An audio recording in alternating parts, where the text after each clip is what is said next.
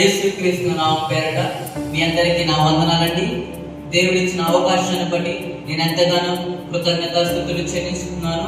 అలా వీక్షిస్తున్న మీ అందరికీ నేను ఎంతగానో కృతజ్ఞతాస్తుతులు చెల్లించుకుంటూ దేవుని యొక్క నామాన్ని కనపరుస్తున్నాను. అలాగే ప్రియమైన సహోదరి సహోదరులారా, ఈ యొక్క లోకంలో చూసుకున్నట్లయితే కొంతమంది ధనాన్ని బట్టే కావచ్చు, కొంతమంది తన యొక్క మంచితనం బట్టే కావచ్చు, మరికొంతమంది తనకున్న ఆచారాల బట్టే కావచ్చు, దేవుని యొక్క రాజ్యంలో వెళ్ళాలని చాలా మంది అనుకుంటూ ఉంటారు. కానీ మనం చూసుకున్నట్లయితే బైబిల్ క్లియర్ గా తెలియజెప్తుంది. ఇక్కడ చూసుకున్నట్లయితే బైబిల్ క్లియర్ గా తెలియజెప్తుంది, అందరూ పాపము చేశారు. మై డియర్ ఫ్రెండ్స్, ఇక్కడ ఈ రోజు చూసుకున్నట్లయితే రోమీయులకు రాసిన పత్రిక 3వ అధ్యాయము 23వ వచనము చూసుకున్నట్లయితే for all have sinned and fall short of the glory of God. ఇక్కడ ముఖ్యంగా చూసుకున్నట్లయితే ఏ భేదములు లేదు, అందరూ పాపము చేసి దేవుడు అనుగ్రహించు మహిమను పొందలేకపోవచ్చున్నారు. మై డియర్ ఫ్రెండ్స్, ఈ రోజు ఇక్కడ చూసుకున్నట్లయితే పౌలు గారి యొక్క రాసిన పత్రిక రోమాలో ఉన్న విశ్వాసులకి పంపబడటం జరిగింది. అలాగే ఇక్కడ చూసుకున్నట్లయితే రోమా సంఘంలో చాలా మంది యూదులే కావచ్చు, అన్య జనులే కావచ్చు, అక్కడ రోమా సంఘంలో నివసిస్తూ ఉన్నారు. ఇక్కడ ప్రధాన ఉద్దేశం ఏంటంటే రక్షణ అనేది ధర్మశాస్త్రం వల్ల కాదు, రక్షణ అనేది విశ్వాసము చేతనే వస్తుందని ఇక్కడ ముఖ్యంగా తెలియజెప్పబడింది. ఈ రోజు నా యొక్క అంశం ఏమనగా దేవుని మహిమను పొందకపోవటకు కారణం. అలాగే ఇక్కడ ముఖ్యంగా చూసుకున్నట్లయితే రోమీయులకు రాసిన పత్రిక 3:23లో చూస్తే ఏ భేదములు లేదు, అందరూ పాపము చేసి దేవుడు అనుగ్రహించు మహిమను పొందలేకపోతున్నారు.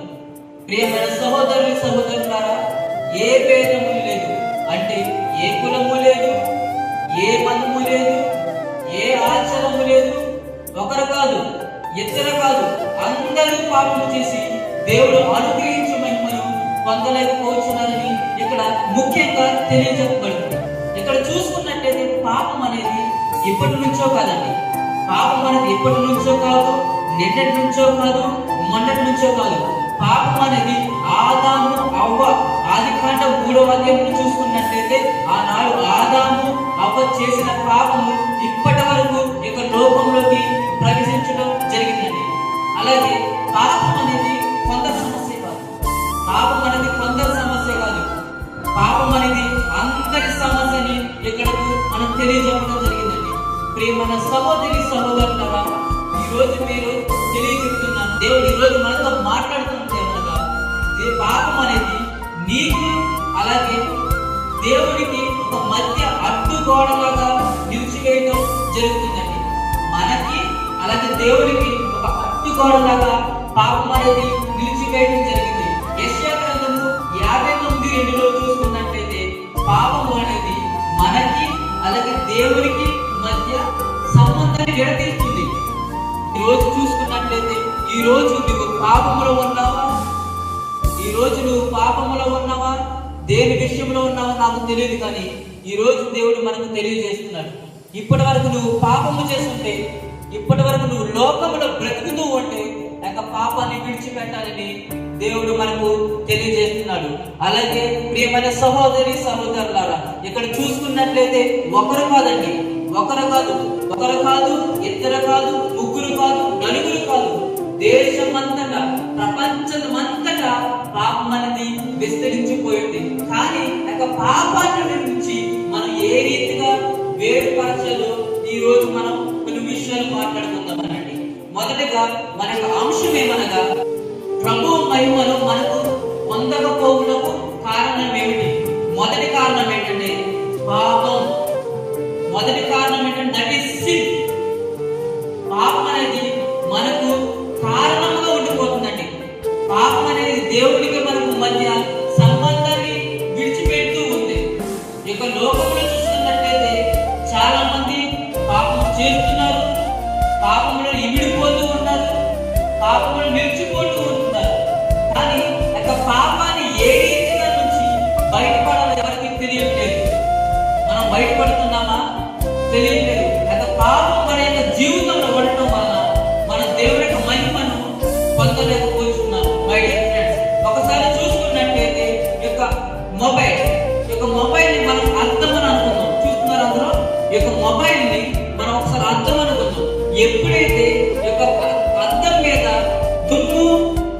ధూళి ఉంటే మనకి మొబైల్ కనిపిస్తుందా? కనిపించదు. అప్పుడు మొబైల్ మీద దుమ్ము ధూళి ఉంటే సూర్యుని కాంతి దీని మీద ప్రకాశించితే అది రిఫ్లెక్ట్ అవుతుందా? ఉండదు. ఎప్పుడైతే యొక్క మొబైల్ మీద ఉన్న, ఎప్పుడైతే యొక్క అద్దం మీద ఉన్న దుమ్ముని ధూళిని ఎప్పుడైతే ఇలాగా వైప్ అవుట్ చేస్తామో అప్పుడు యొక్క మొబైల్ సూర్యుని కాంతి కనిపించడం జరిగింది. ఈ రోజు నేను తెలియచెప్పేదనగా యొక్క మొబైల్ అనేది మన యొక్క హృదయం.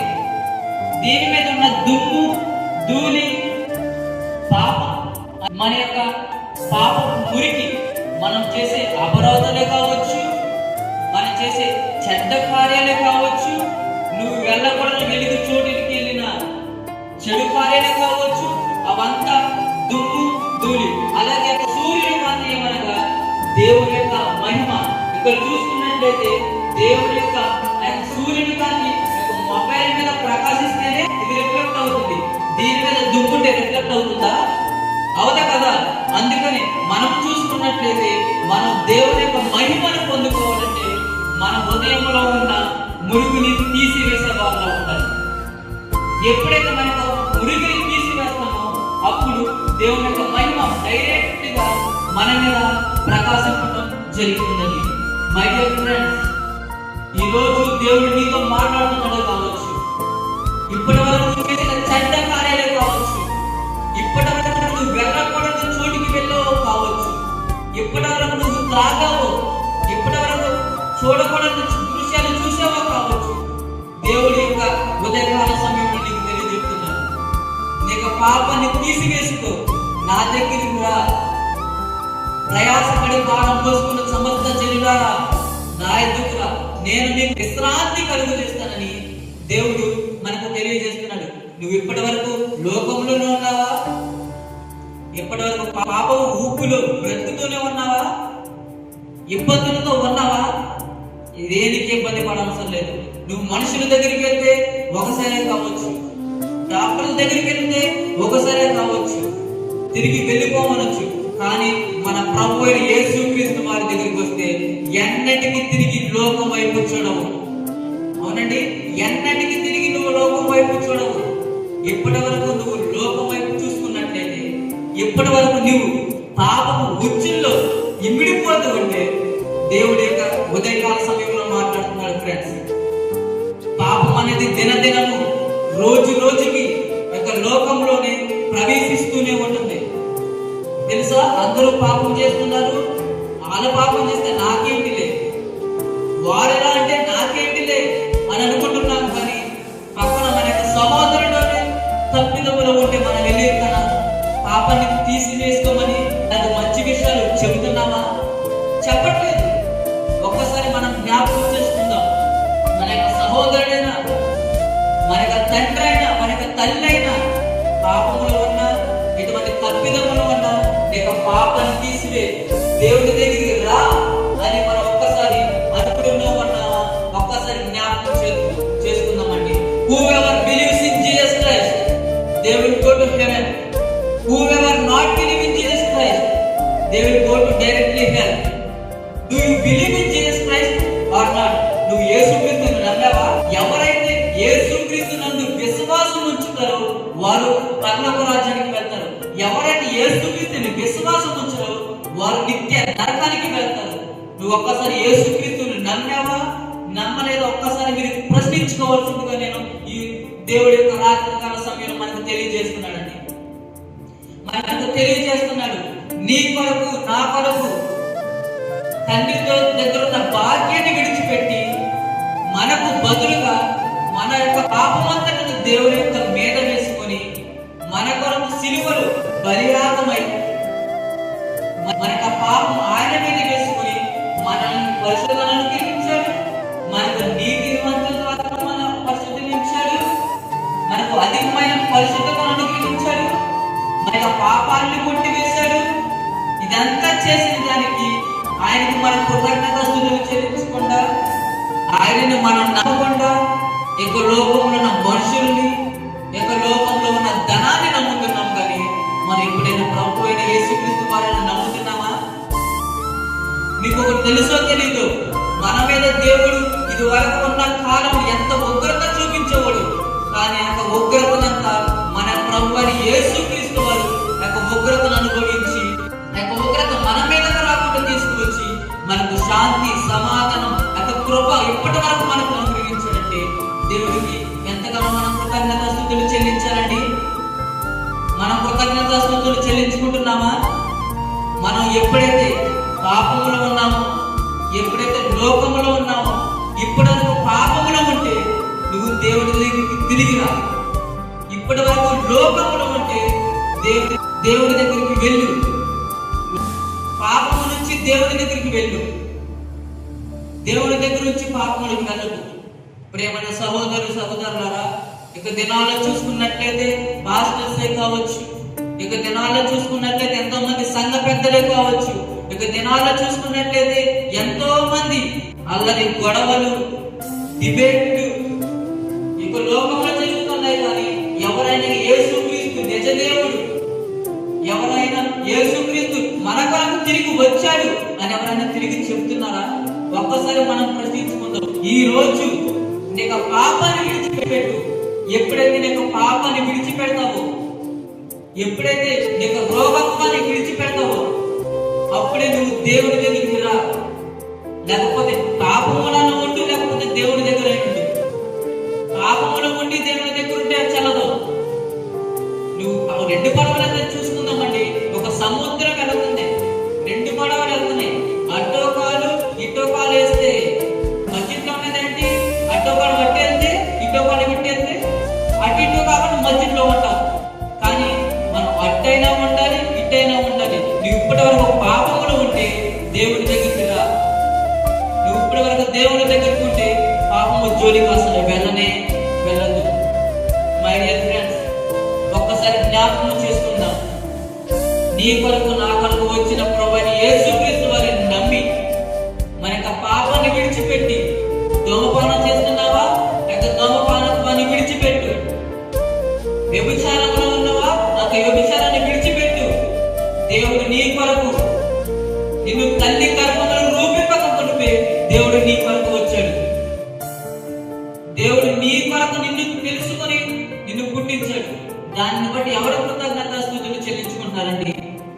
ఒక్కసారి ప్రశ్నించుకుందాం.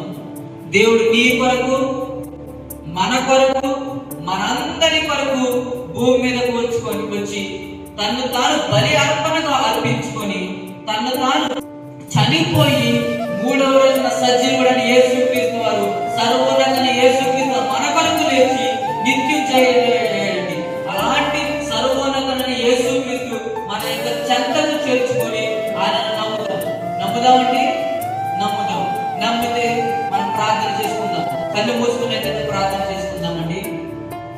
సర్వోన్నతుడా యేసయ్యానికి వందనాలు, స్తోత్రాలు చెల్లించుకుంటున్నాము తండ్రి. ప్రభువా, ఇప్పటి వరకు మేము పాపములో ఉన్నాము తండ్రి. ప్రభువా, ఇప్పటి వరకు లోకములో ఉన్నాము, మాకు తెలియదు కానీ తండ్రి. ప్రభువా, ఇప్పటి వరకు తండ్రి ప్రభువా మీ దగ్గరికి వస్తున్నాం, మేము బలంగా నమ్ముతున్నాం దేవా. ఒక పాపత్వాన్ని విడిచిపెట్టండి తండ్రి. ప్రభువా, మేము భ్రష్టత్వాన్ని ఉండిపోతున్నాము తండ్రి. ప్రభువా, నాకు భ్రష్టత్వాన్ని యేసు నామములో తీసివేయమని అడుగుతున్నాం దేవా. మీకు భద్రత మా మీద కుమ్మరించి దేవా. యేసే తండ్రి ప్రభువా, పాపము నుంచి తండ్రి ప్రభువా మీకు రాజ్యంలో చేర్చేటట్టు మీరు సహాయం దయచేయండి దేవా. మీకు ఆత్మతో మాతో నింపమని అడుగుతున్నాం దేవా. మీరే మాకు తోడుగా నీడగా ఉండి శాంతి సమాధానంతో నింపమని నజరేయుడైన యేసుక్రీస్తు నామమున పేరట అడిగి వేడుకుంటున్నాం పరమ తండ్రి. ఆమేన్. ప్రైజ్ ది లార్డ్ అండి. Thank you all. ఇక ఛానల్కి వచ్చి వీక్షించినందుకు నా ప్రభువైన యేసుక్రీస్తు నామమున పేరట మీ అందరికీ వందనాలు చెల్లించుకుంటానండి. అలాగే మన యొక్క channel daily Babu for Christ యొక్క ఛానల్ అందరూ సబ్స్క్రైబ్ చేసుకొని ప్రతి ఒక్కరు లైవ్ చూడాల్సిందిగా కోరుచున్నాను. ప్రతి ఒక్కరు మీ యొక్క ఫ్రెండ్స్ కి షేర్ చేసి అనేక మంది యొక్క దేవుని ఆధ్వర్యంలో పాల్గొనాలని మనస్ఫూర్తిగా కోరుచున్నాను.